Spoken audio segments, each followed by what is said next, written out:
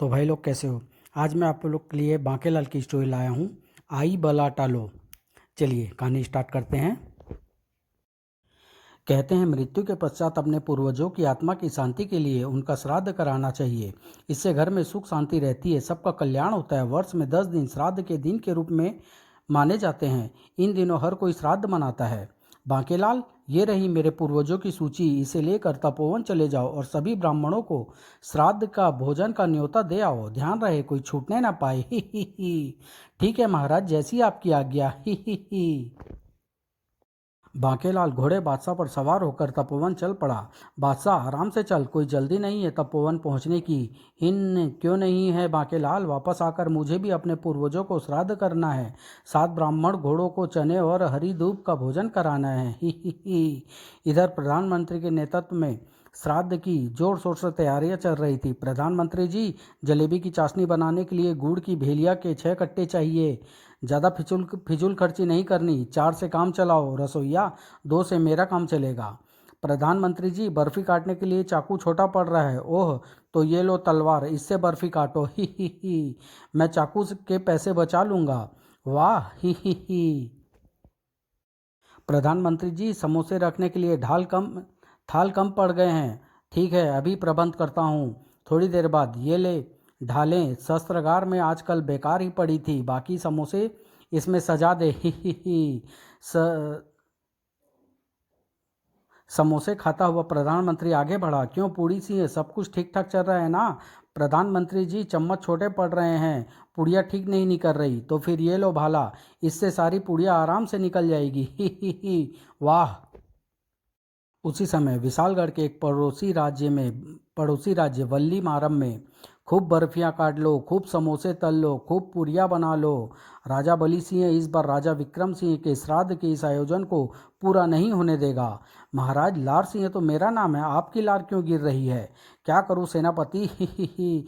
पकवानों का नाम सुनते ही मेरी लार गिरने लगती है, और फिर जब तक मैं पकवान पर हाथ साफ नहीं कर लेता लार टपकना नहीं रुकती है।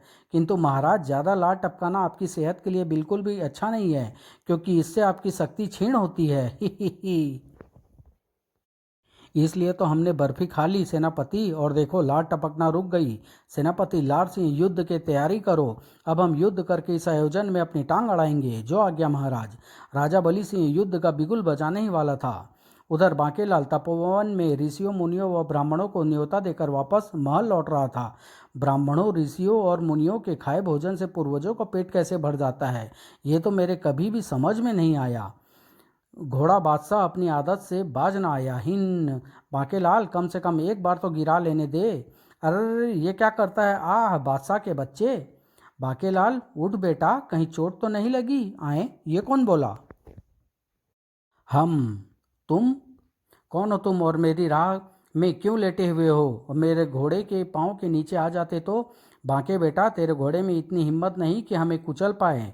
ये बात गुर्रहिन, अभी कुचल कर दिखाता हूँ। शाबाश बादशाह, मगर अबे जा चना घास खा कर आ। हिन। आह, रोज तो मैं गिराता हूँ, आज पहली बार मुझे किसी ने गिराया है। अरे देखो, शराफत से तुम सारे मेरी राह छोड़ दो, वरना कहीं मुझे क्रोध आ गया तो तू हमारा क्या बिगाड़ लेगा भाई? जा, नहीं हटते। तुझमें हिम्मत है तो हमें हटा ले। ही। अपनी उम्र खर्च कर चुके लोगों के मैं मुंह नहीं लगता, मैं दूसरी राह से चला जाता हूँ। चला बादशाह। तभी बूढ़े दूसरी राह पर भी नजर आने लगे। बांकेलाल, तू हमें राह से हटाए बिना नहीं जा सकता। आए, ये बिना अपनी जगह से हिले यहाँ पर भी कैसे आ गए? बांकेलाल, लानत है तेरी मर्दानगी पर, जो तू इन बूढ़ों को उठाकर न फेंक सका। तो तुम ऐसे नहीं मानोगे। अब देखो बांकेलाल की ताकत का कमाल। दिखा दिखा। उफ, ये तो हिल भी नहीं रहे। दम लगा के हैसा, जोर लगा के हैसा। ही। और फिर जब बांकेलाल अपनी हर कोशिश करके हार गया, तब रहने दे बेटा, ये तेरे बस का नहीं। ये ले बांकेलाल, हम खुद ही खड़े हो जाते हैं। ही। तुम सब कौन हो? बांकेलाल, गौर से मुझे देख और मेरे बड़े भाइयों को देख, हमारी शक्लें तुझसे मिलती हैं ना? बांकेलाल, हम तेरे पूर्वज हैं। पूर्वज यानी कि भूत। हाँ बांकेलाल, जिनका तूने कभी श्राद्ध नहीं किया। बांकेलाल, तुझे नरक का उसूल नहीं पता। हमें अच्छा भोजन केवल श्राद्ध के दिनों में ही मिलता है, बाकी दिनों सड़ा जला खाना पड़ता है। तो मैं क्या करूं? बांकेलाल, हमारे नरक के साथी इन दिनों तरह तरह के पकवानों का स्वाद लेते हैं, मगर हम हर बार भूखे रह जाते हैं। हाँ बांकेलाल, तेरे माँ और तेरा बापू हमारा श्राद्ध करते थे, मगर उन दोनों की मृत्यु के बाद तो तूने किसी का भी श्राद्ध नहीं किया। दुष्ट, तू हमारे खानदान के नाम पर धब्बा है। हाँ, एक बदनुमा दाग। लेकिन अगर ऐसी बात है तो मेरे बापू कहाँ हैं? वो तुम्हारे साथ क्यों नहीं आए? वो स्वर्गवासी हुए। स्वर्ग में वास करने वाले मांगने नहीं आते, खिला दो तो खा लेते हैं, क्योंकि स्वर्ग में उन्हें भोजन, वस्त्र या अन्य किसी वस्तु की कोई कमी नहीं होती। ये तो लोगों को ही पता नहीं होता कि कौन स्वर्ग गया और कौन नरक, इसलिए श्राद्ध करना हर एक के लिए आवश्यक होता है। बाकीलाल, बोल, तूने हमारा श्राद्ध क्यों नहीं किया? मुझे क्या पता कि मेरे सारे पूर्वज नरक में हैं। मैं तो सबको स्वर्ग में समझता था। बांकेलाल, कान खोलकर सुन ले, इस बार तेरी एक नहीं चलेगी और तुझे हमारा श्राद्ध करना पड़ेगा। हाँ, वरना हम तुझसे चिपट जाएंगे। ही बाप रे, ये तो भूत बन गए। बांकेलाल, अब हम तेरे हाथ की बनी खीर, पूड़ी, हलवा, आलू की सब्जी, दाल, रोटी, चावल, मिठाइयाँ, फल सब कुछ खाएंगे, और अगर तूने आनाकानी की तो तुझे सूखे कुएं में टांग देंगे। मुझे मंजूर है। बादशाह के बच्चे, तुझे गिराने के लिए यही जगह मिली थी? तो फिर चल बैठ घोड़े पर। और हाँ बाकेलाल, हम सिर्फ तुझे ही दिखाई देंगे, मुझे भी दिख रहे हो। ही हिन हिन। आज कई बरसों के बाद बांकेलाल को अपने पुराने मकान की याद आई। अब इन भूत बुजुर्गों को मैं महल में तो ले जा नहीं सकता। अरे वाह, कितनी सुंदर जगह है। यही यहीं रहकर भोजन की व्यवस्था करनी होगी, वरना ये मुझे छोड़ेंगे नहीं। वाह, ऐसे ही स्थान पर ही तो हमें मज़ा आता है। जल्द ही बांकेलाल ने सभी प्रबंध कर दिए, और बांकेलाल, भोजन की कैसी बढ़िया सुगंध आ रही है, अब रहा नहीं जाता। हाँ बाके बेटा, जल्दी से भोजन परोस।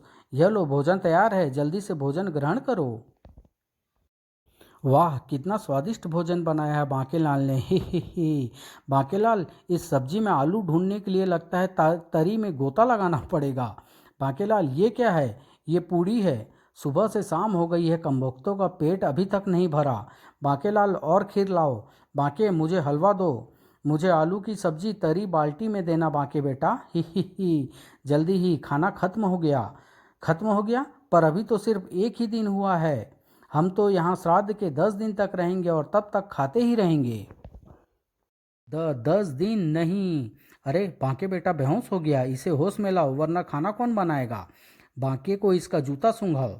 उसी वक्त महल में महर्षि तुनकाचार्य, जलेबी और लीजिए ना, ये सब आपके लिए ही तो बनाया है। ही हाँ हाँ, क्यों नहीं, डाल दो। पर वो समोसे भी तो और मंगाइए। सब कुछ ठीक ठाक चल रहा था कि महाराज, गजब हो गया महाराज। सेनापति, क्या हुआ? बल्ली मारन के राजा बली सिंह ने विशालगढ़ पर चढ़ाई कर दी है क्या? तब तो मुझे फौरन युद्ध के लिए तैयार होना होगा। क्षमा करें राजन, किंतु आप श्राद्ध छोड़कर बीच में नहीं जा सकते, ये हमारा और आपके बुजुर्गों का अपमान होगा। तो फिर मैं क्या करूं? बांकेलाल को फौरन बुलाओ। बांकेलाल अपने बुजुर्गों को श्राद्ध कर रहा है, मैं खुद उसे बुला कर लाता हूं। सेनापति तेज घोड़े पर सवार हुआ और जा पहुंचा बांकेलाल के सम्मुख। बांकेलाल, बल्ली मारन के राजा बली सिंह विशालगढ़ पर आक्रमण कर दिया है, तुम्हें महाराज ने शीघ्र बुलाया है। अरे ये क्या, बांकेलाल सो रहा है? सेनापति ने जूती उठाई और बांकेलाल, उठो, महाराज ने बुलाया है। ही बांकेलाल को होश आ गया। इसे जूते पड़ते ही होश आ गया। हम भी इसे जूती सुंघाने ही जा रहे थे। ही होश में आते ही बांकेलाल को दिखाई पड़ा सेनापति। अरे सेनापति, तुम? हाँ, तुम्हें महाराज ने बुलाया है। बांकेलाल, इसे जल्दी से दफा करो। और फिर सेनापति सारी बात बांकेलाल को बताता चला गया। सेनापति, तुम थोड़ी देर बाहर चारपाई पर बैठो, मैं अभी आता हूँ। ठीक है, पर जल्दी आना, सो मत जाना। बांकेलाल, अगर तुम चले गए तो हमारे लिए और खाना कौन बनाएगा? लेकिन अगर मैं नहीं गया तो मेरी बड़ी बदनामी होगी। हमें नहीं पता, बस हम तुम्हें नहीं जाने देंगे। बांकेलाल, तुम खाना बनाओ, युद्ध लड़ने हम जाते हैं। ओह, तो फिर ठीक है। पिंड छूटा, तब बांकेलाल भी बाहर आया। मैं अभी नहीं आ सकता, पर महाराज की समस्या का समाधान हो जाएगा। तुम जाओ और महाराज को मेरा यह संदेश दे दो। मैंने तो अपना काम कर ही दिया है, मैं चलता हूँ। सेनापति की बात सुनकर विक्रम सिंह भी चकरा गए। क्या, बांकेलाल ने आने से मना कर दिया और यह कह दिया कि समस्या का समाधान हो जाएगा? पर कैसे? ये तो मुझे भी नहीं पता महाराज। जबकि विक्रम सिंह ने आदेश दिया, सेनापति तुम सेना लेकर जाओ और दुश्मनों को जमकर मुकाबला करो। हम श्राद्ध के दिनों के बाद युद्ध में शामिल होंगे। आप बिल्कुल भी फिक्र ना करें महाराज। तब तक के लिए मेरे पास हजारों सैनिक है। सेनापति विशाल सेना लेकर युद्ध भूमि में जा पहुंचा और आक्रमण, आगे बढ़ो मेरे बहादुर सिपाहियों। तुम अपने आप को अकेला मत समझना। मैं यहाँ से और सैनिक थोड़ी थोड़ी देर में भेजता रहूंगा। ठहरो। ये क्या, सेनापति लाड सिंह और उसके सैनिक तो खुद ही आपस में एक दूसरे को काट रहे हैं। आह, मार डाला, आह खचाक। वाह, अरे कमबख्त, मुझ पर प्रहार क्यों कर रहा है? मैं क्या कर रहा हूँ? पर तलवार तेरी गर्दन की तरफ ही जा रही है, तो मैं क्या करूँ? कमबख्तो, भोजन के समय पर युद्ध करने आते हो? हम अभी तुम्हें युद्ध का मजा चखा देंगे। ठहरो कमबख्तो, अपने सैनिकों को क्यों मार रहे हो? दुश्मन के सैनिकों पर आक्रमण करो। अरे ये तो मुझ पर ही हमला करने लगे।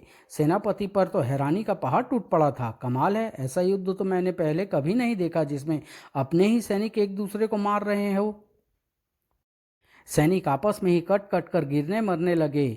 तूने मुझे मारा तो फिर ले, एक ही बार में उड़ा दूंगा तुझे। जब तक यहाँ युद्ध हो रहा है, मेरे लिए और सारे सैनिकों के लिए शिकंजी बना कर लाओ। जो आज्ञा सेनापति जी। आखिर सेनापति लाड सिंह को जान बचाकर भागना पड़ा। युद्ध बंद करो और वापस चलो। हम युद्ध जीत गए, अब इनको जाने दो। ही। दुश्मन मुझे देखकर ही भाग गए और हम बिना लड़े ही युद्ध जीत गए। ही। अपने अपने शिकंजी के बर्तन इकट्ठे करो और वापस चलो। यह अद्भुत समाचार सुनकर विक्रम सिंह की प्रसन्नता का कोई ठिकाना ही नहीं रहा। बिना लड़े ही हम युद्ध जीत गए? वाह, यह चमत्कार कैसे हो गया? बांकेलाल ने अवश्य ही कोई तिकड़म भिड़ाई होगी जो हम उससे बाद में पूछेंगे। इसी बात पर मेरी ओर से एक एक गर्मा गर्म जलेबी सबको और दो। ही। इधर बांकेलाल, बांकेलाल उठ कमबख्त, हम युद्ध जीत कर आ गए। कौन खाना दे? बूहू, ये तो इतनी जल्दी वापस आ गए। मैं सोच रहा था कि युद्ध कम से कम 1 माह तो चलेगा। बाके, खाना कहाँ है? नहीं बनाया, मुझे नींद आ गई थी। तो फिर चख मजा। आह, मर गया। चल उठ, इसी वक्त खाना बना, वरना हमसे बुरा कोई ना होगा।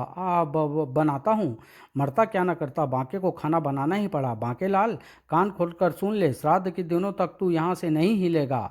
बांकेलाल, आई बला को टालने की कोई योजना बना, वरना श्राद्ध के दिनों में तेरा भी श्राद्ध ना मनाना पड़ जाए। जबकि इधर पराजय का समाचार सुनकर राजा बलि सिंह सिंह को क्रोध 7वें आसमान पर जा पहुंचा। नहीं, मैं पराजय को स्वीकार नहीं करूंगा। सेनापति लाड सिंह, श्राद्ध के इन दिनों में तपोवन से रोजाना सैकड़ों की संख्या में ब्राह्मण महल पहुंच रहे हैं। तपोवन के जितने ब्राह्मणों ने अभी महल में जाकर भोजन नहीं किया है, उनका हरण कर लो। जब ब्राह्मण ही नहीं होंगे तो राजा श्राद्ध का भोजन पूरी, छोले, आलू, बर्फी, हलवा, खीरे, यम यम यम खिलाएंगे किसे? ही। महाराज, लार संभालिए। हलवा लाओ, यम यम यम। हलवा खाते ही लार टपकना बंद हो गई। तो फिर मैं तपोवन के सभी ऋषियों मुनियों का हरण करने जाता हूँ। सेनापति लाड सिंह ने तपोवन में उड़ाया विषैला धुआं। इस धुएं की गंध से सभी ऋषि मूर्छित हो जाएंगे। और अब मैं अपने सैनिकों की मदद से इन्हें बैलगाड़ियों में भरकर यहाँ से ले जा रहा हूँ। ही। यह समाचार सुनकर तो महाराज के पांव तले ही की जमीन ही खिसक गई। क्या, राजा बलि सिंह आज ब्राह्मणों को हरण करके उन्हें सिंह वन में ले गया, तो अब श्राद्ध का भोजन कौन करेगा? एक की जगह पर तो मैं कर लूँगा। ही। वैसे तो सबकी जगह पर मैं अकेला ही काफ़ी हूँ, मगर श्राद्ध का जो निमंत्रण हमने ब्राह्मणों को दिया हुआ है, उसका क्या होगा? बांकेलाल को बुलाओ। हाय, यो रब्बा, अब की होगा? मैं बुला कर लाता हूँ। महाराज, सेनापति तेज रफ्तार घोड़े पर बांकेलाल के पास पहुंचा, पर बांकेलाल ने उसे फिर बाहर जाकर चारपाई पर बैठने कहा। जल्दी आना बांकेलाल। मगर जैसे ही बांकेलाल सेनापति के साथ चलने लगा कि ये क्या कर रहे हो, मुझे जाने दो। बांकेलाल, तुम खाना बनाने पर ध्यान दो, ब्राह्मणों को सिंह वन से हम छुड़ा कर लाएंगे। काश तपोवन के सारे ऋषि मिलकर इन भूतों को सूखे कुएं में लटका दे। बांकेलाल ने सेनापति को समझा बुझाकर वापस भेज दिया। फिर जब सेनापति ने महाराज को सारी बात बताई तो क्या, बांकेलाल ने फिर आने से मना कर दिया और यह कह दिया कि मेरी समस्या हल हो जाएगी, पर कैसे ये नहीं बताया। सेनापति, तुम सेना लेकर वहां जाओ। सिंह वन, पिंजरे से बाहर निकलिए महाराज और मुझे आशीर्वाद दीजिए। अच्छा, बाहर मत निकलिए, अपना आशीर्वाद भरा हाथ मेरे सिर पर फिरा दीजिए, मैं उसी में ही संतोष कर लूंगा। सेनापति भी ब्राह्मणों को छुड़ाने की युक्ति सोच चुका था। मेरे बहादुर सिपाहियों, सिंहों से क्या डरना, सिंह की खालें पहनकर सिंह वन में प्रवेश करो। ही। घर। और अगर कोई खतरा आया तो मैं पेड़ से ही तुम्हें सावधान कर दूंगा। ही। मगर हंगामा तो वहां अब शुरू होने वाला था। चलो भाई, शुरू हो जाओ। इन सारे सिंहों की पूंछ को एक तरफ से पकड़ लो। गुर्र, कौन है, सामने आकर बात कर। अबे कौन खींच रहा है? इन्हें आपस में पूंछ की तरह से बांध दो। हमारी पूंछें कौन बांध रहा है? कौन है जो शेरों को डरा रहा है? सेनापति ने भी देखा वह चमत्कार। ये क्या, सारे सिंहों की पूंछ अपने आप बंधी चली जा रही है। थोड़ी ही देर में सिंह वन में एक भी सिंह छट्टा दिखाई ना पड़ा। अब हम ब्राह्मणों के पिंजरे खोल देते हैं। ही। अरे ये तो भूत है, ईश्वर जल्दी ही इनकी आत्मा को शांति दे। बांकेलाल सुनेगा तो प्रसन्न होगा कि हमने सारे सिंहों को बांधकर ब्राह्मणों को मुक्त कर दिया। पर वो सिंह बेहोश कैसे हो गया? मैं सेनापति हूँ और हम सैनिक। भाइयों, मिलकर जोर लगाओ, तभी हम छूट पाएंगे। सेनापति और सैनिक सिंहों से मुक्त होकर जब ब्राह्मणों के साथ वापस पहुंचे तो महल में श्राद्ध का कार्यक्रम एक बार फिर आरंभ हो गया। अरे वाह, एक बार फिर चमत्कार हो गया। अगर ब्राह्मण लौट ना आते तो श्राद्ध का कार्यक्रम बीच में ही रुक जाता। जबकि इधर बांकेलाल को पड़ी पुनः लात। उठ बांके, हम अपना काम करके आ गए, खाना कहाँ है? आह। बांके हड़बड़ा कर उठ बैठा। ओह तुम, तो तूने क्या समझा था कि शेर हमें खा जाएंगे और हम वापस नहीं आएंगे? बांकेलाल, तू कान खोलकर सुन ले, हम भोजन करने आए हैं। मेरा कान तो छोड़ो। मरता क्या ना करता। बांकेलाल को एक बार फिर चूल्हा चौका संभालना ही पड़ा। इस बार कमबख्तों को अध पका भोजन खिलाऊंगा ताकि इनके पेट में दर्द हो जाए और यहाँ से दफा हो जाएं। देखियो बांके, पिछली बार भोजन कच्चा रह गया था, इस बार भी कच्चा हुआ तो हम तुझे ही कच्चा ही खा जाएंगे।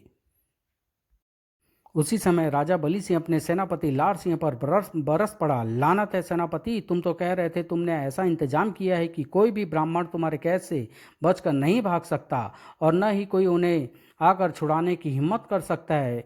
फिर सारे के सारे ब्राह्मण कैद से कैसे निकल भागे? अरे पूंछ पूंछ मुंह पर क्यों मार रही है? पीछे पीछे हटकर मार। महाराज, मैं खुद हैरान हूँ कि सिंह वन में आखिर सभी ब्राह्मण निकल कैसे गए। राजा विक्रम सिंह के श्राद्ध आयोजन में टांग अड़ाने की हमारी ये योजना भी विफल हो गई, क्योंकि अब तक ब्राह्मण महल में पहुंच गए होंगे और 56 प्रकार के भोग यानी बर्फी, रसगुल्ले, गुलाब जामुन, कलाकंद, खड़ी, फालूदा, खीर, यम यम यम, पूरी, हलवा, मावा, पिस्ता, बादाम, लार लार लार का आनंद ले रहे होंगे। ही। आह सेनापति, मुझे चक्कर आ रहे हैं। दासी, जल्दी से छेने की मिठाई महाराज को दो। छेना खाते ही ओह, अंधेरा छट गया। महाराज, आपको कितनी दफ़ा कहा है कि आप पकवानों के नाम मत लिया करें, क्योंकि ऐसा करते ही आपकी लार बहने लगती है और लार में ही आपकी सारी शक्ति है। ही। हाँ, इस बात की तुम फिक्र मत करो सेनापति लार सिंह, और अब मैं जो कहता हूँ वो करो। अगर किसी तरह राजकुमार मोहक सिंह को गायब कर दिया जाए तो महल का एक एक कर्मचारी तक उसकी खोज में जुट जाएगा और श्राद्ध का आयोजन खटाई में पड़ जाएगा। इन दिनों सब श्राद्ध में लगे हैं। राजकुमार मोहक सिंह अपने मित्रों के साथ गुल्ली डंडा, छप्पन छुपाई और लंगड़ी जैसे क्रीड़ाओं में लगा रहता है। उसे गायब करना तो मेरे बाएं हाथ का काम है। ही।